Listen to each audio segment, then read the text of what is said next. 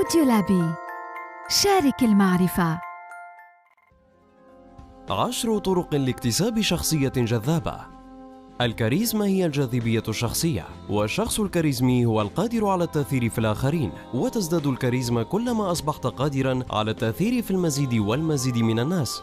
الكاريزما هي تلك الصفة الموجودة في أعماقك والتي تجعل الآخرين ينجذبون إليك ويرغبون في قضاء وقت أطول معك، ويستمعون لما تقول ويتأثرون به، ويراقبون ما تفعل ويتعلمون منك.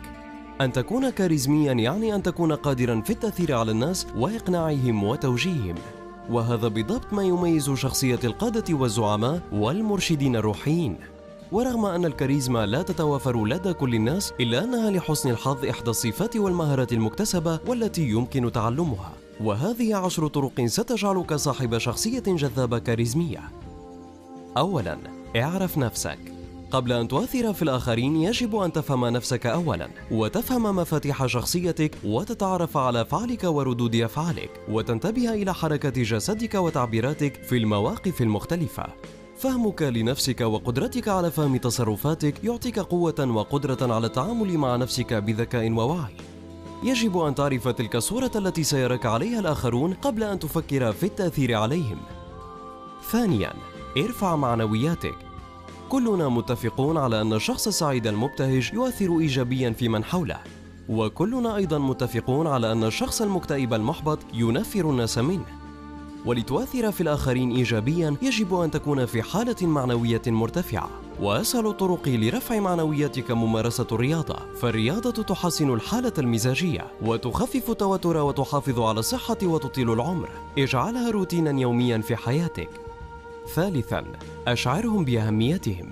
كلنا ننجذب إلى الشخص الذي يهتم بنا، فإذا أردت أن تجذب إليك شخص فاستمع إلى ما يقوله وتعرف عليه وافهمه أكثر، واجعله يشعر أنه أهم شخص في المكان.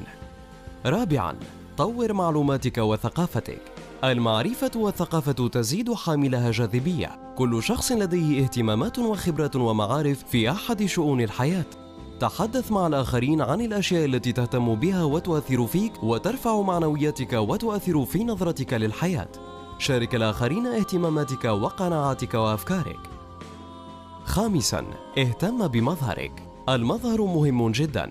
المظهر الصحي واللياقة البدنية والقوام السليم وطريقة الملبس جميعها تؤثر في نظرة الناس إليك، لأنها أول رسالة ترسلها للآخرين عن نفسك.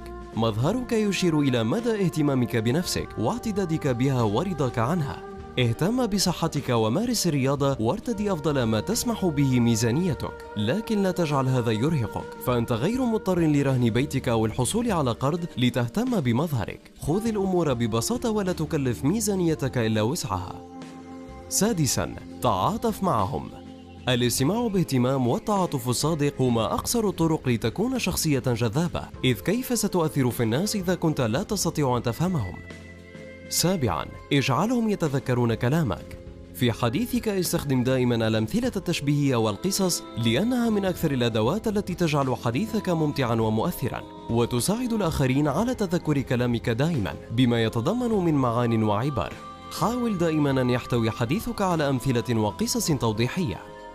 ثامناً، اهتم بأسمائهم.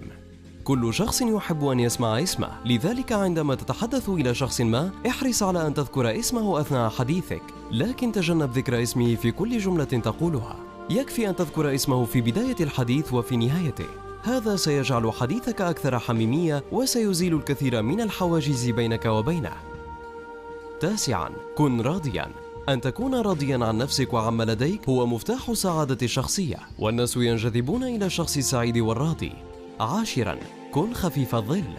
الناس بطبيعتهم يميلون إلى الشخص الذي يجعلهم يضحكون، وهناك أشخاص خفيفو الظل ولديهم روح الدعابة بالفطرة.